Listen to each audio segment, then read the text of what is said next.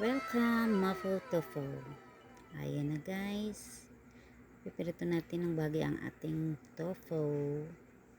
Siyempre, gisa na natin ang ating bawang sibuyas.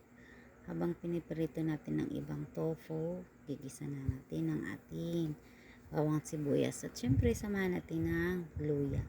Medyo marami yan guys, ang ating luya kasi para medyo maanghang-anghang ng konti. At ito na guys, nilagay ko na ang ating pork giniling. 4 kilos na pork giniling.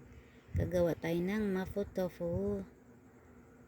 Nasa 80 to 100 bucks. Ayan na, syempre. Naluto na ang ating giniling guys. Ilagay na natin ang ating tokwa na naprito natin ng bahagya.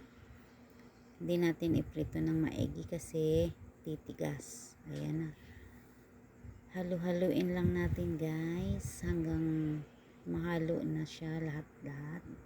Dahil sobrang dami, hindi natin mahalo ng mabilisan ang ating giniling at saka tokwa. Siyempre, ingatan din natin ng paghalo para yung ating tofu hindi madudurog. So, yun lang guys. Thanks for watching. Don't forget to follow my channel.